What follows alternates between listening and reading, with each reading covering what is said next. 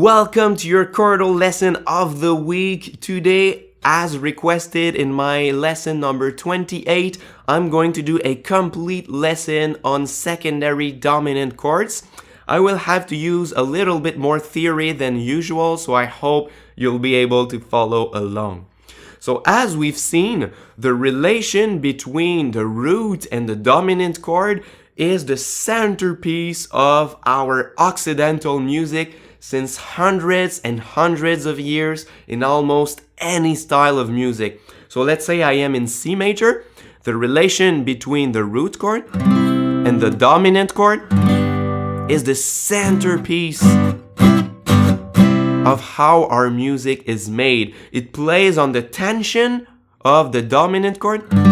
It has notes that want to be resolved badly.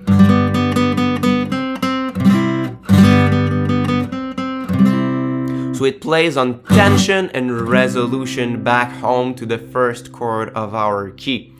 The more you put chords in between the root and the dominant chord, the more you delay the resolution back home to the root chord. And the less you put chords in between those two, the more straightforward your chord progression is.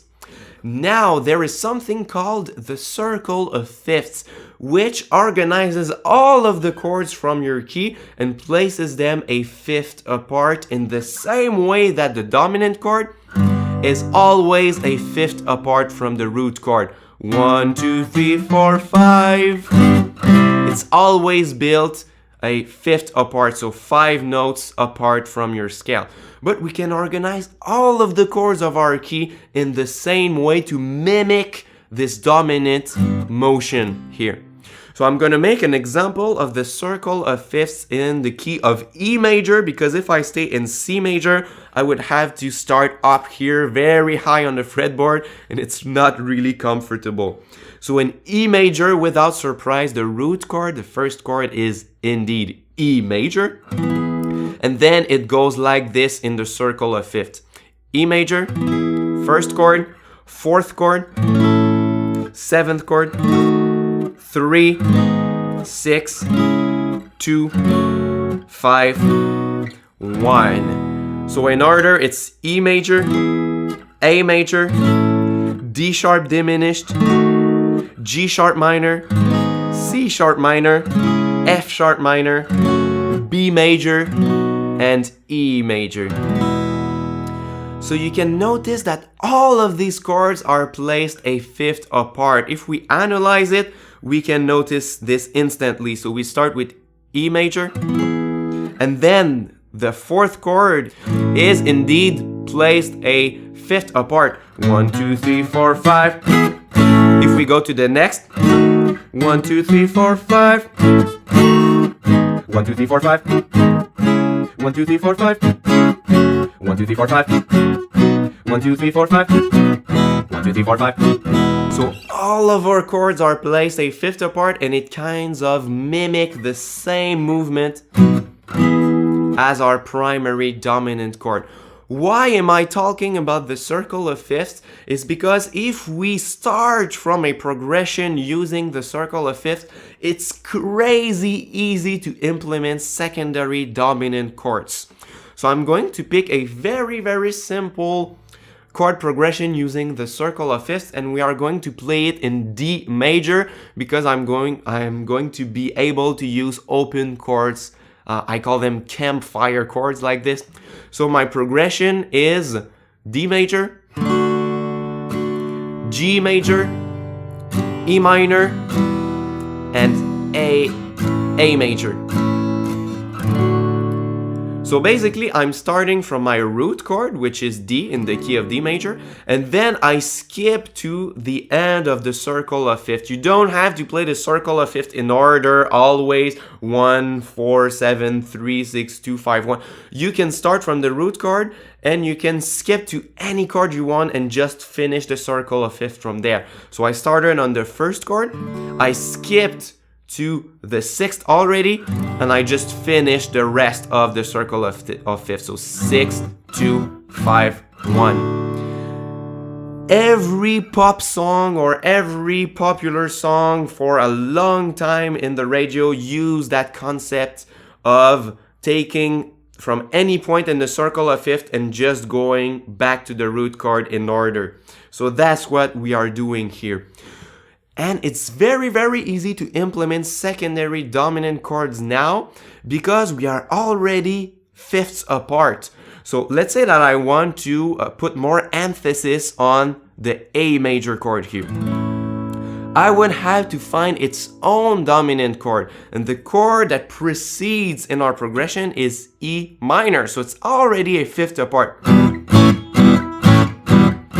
But it's not a relation of dominant because our E minor is not major. So the only thing that we have to change is to put a major third on our E, so it's now a E major, and now it's a secondary dominant chord to our A major. It has notes that want to resolve to A. And then our A is our primary dominant of our key. So if we do like this, our progression is now D, G, E major, A major, and back home.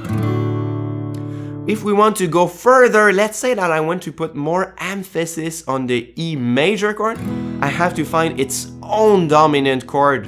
So 1, 2, 3, 4, 5. So it's going to be B major.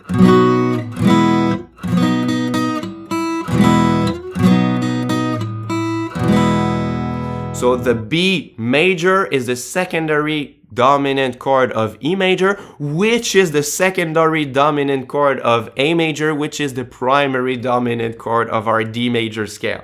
I hope you're able to follow now. So now our progression is like this.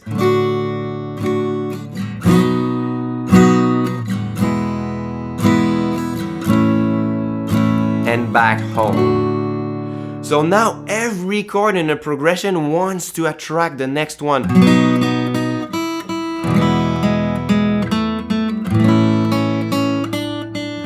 Because each chord has a note that badly wants to be resolved to the next one. So if you want to attract the next chord in your progression, the secondary dominants are perfect for that. Now if we want to go a step further with that concept, we can take all of our dominant chords, which are just plain major chord, and add a seventh on them. So we are going to play dominant 7 chords. So if I take my D major chord, the next one is B major, but I can play it in a dominant 7 shape, like this. And then our E major can be dominant 7 with this shape here. And then our A major can be played with a dominant 7. So now we have this one with 2 notes that want to be resolved.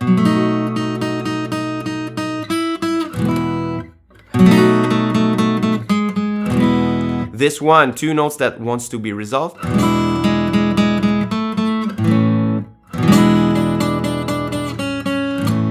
And even the A major chord has now 2 notes that wants to be resolved.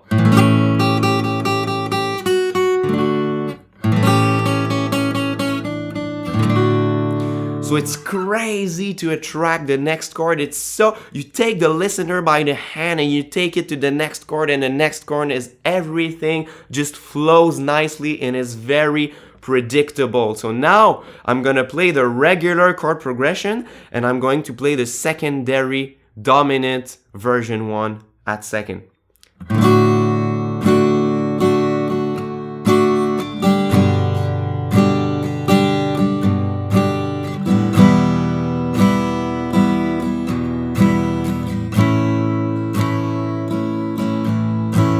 Secondary dominant version.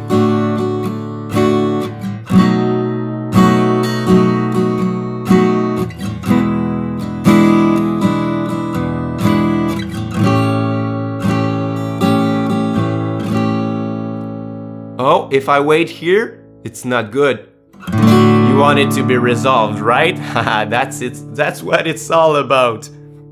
So I hope this lesson wasn't too confusing by talking about the circle of fifths and secondary dominant and dominant 7 chords. If you like that lesson, give it a big thumbs up, and don't forget that I have a gift for you. It's a free mini course on guitar chords. If you have some free time, you can take it by clicking on the orange pick here or the first link in the description box. As always, thank you very much for watching, guys, and until next time, au revoir.